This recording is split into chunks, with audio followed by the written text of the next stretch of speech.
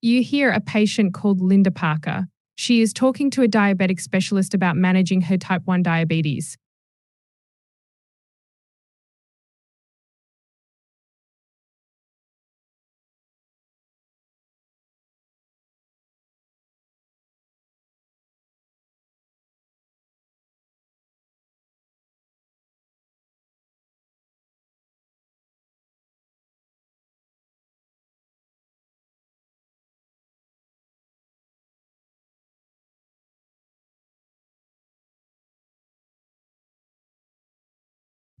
Good morning, Mrs. Parker.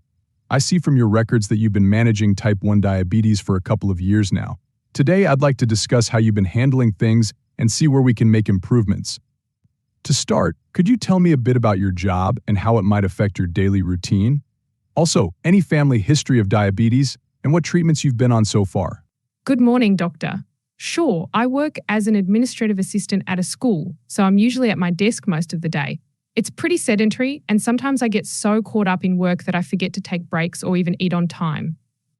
My mother had type 2 diabetes, but I'm the only one in my family with type 1. I was diagnosed 2 years ago, and I've been on metformin since then. It seemed to help at first, but lately my blood sugar levels have been all over the place. It sounds like your job keeps you busy, which can definitely impact your diabetes management, especially with irregular eating patterns and stress.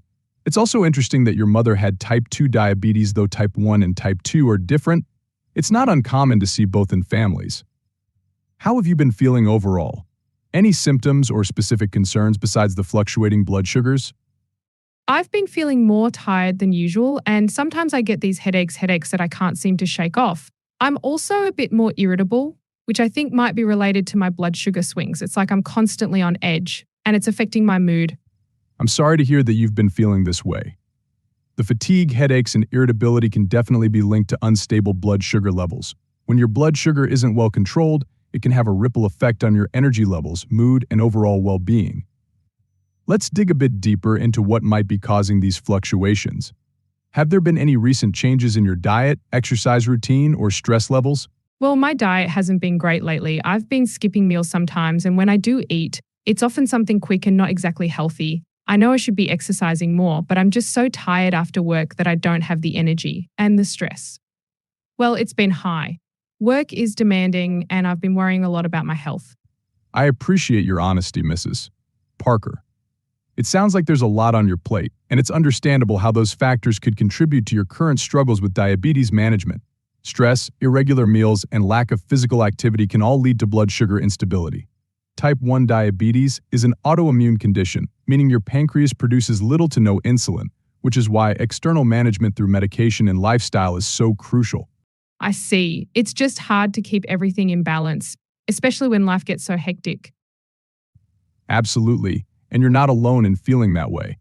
Managing type 1 diabetes is a delicate balance, and it can be especially challenging when life is busy and stressful. That's why it's important to adjust your management plan as your needs change. Based on what you've told me, I think it might be time to reassess your treatment strategy. What do you think we should do? First, I'd recommend that you start monitoring your blood sugar levels more closely at least 4 times a day before meals and at bedtime. This will give us a clearer picture of how your levels are behaving throughout the day. Keeping a detailed blood sugar level chart will help us identify any patterns, such as times when your levels are consistently high or low. I can definitely do that, but what about my medication? Is metformin still enough? Given the fluctuations you've been experiencing, it's possible that metformin alone may no longer be sufficient. Metformin helps improve insulin sensitivity, but because your body isn't producing insulin, we may need to consider starting insulin therapy. This would involve insulin injections to help maintain stable blood sugar levels. We can start with a low dose and gradually adjust it based on your BSL readings.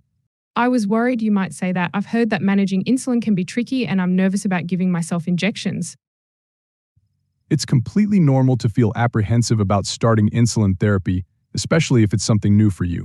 But I want to assure you that many patients who switch to insulin find that it actually makes their diabetes much more manageable. The key is to take it step by step. We'll work closely together to find the right dosage for you, and I'll make sure you're comfortable with how to administer the injections. There are also newer insulin delivery devices, like insulin pens, that are designed to be user-friendly. That's reassuring to hear. I guess if it will help me feel better and get my blood sugar under control, it's worth a try. I think you're making a wise decision, Mrs. Parker. Along with starting insulin, I'd also recommend making some lifestyle adjustments. Even something as simple as incorporating a 30-minute walk into your daily routine can help improve your blood sugar levels and reduce stress. And for your diet, focusing on regular, balanced meals with plenty of vegetables, lean proteins, and whole grains will help keep your blood sugar more stable. I'll definitely try to make those changes. I know I need to take better care of myself. That sounds like a good plan. Thank you, Doctor. I appreciate your support. You're very welcome, Mrs. Parker. Remember, you're not in this alone. I'm here to support you every step of the way. I look forward to seeing you in 10 days and hearing how you're doing. Thanks, Doctor. See you then.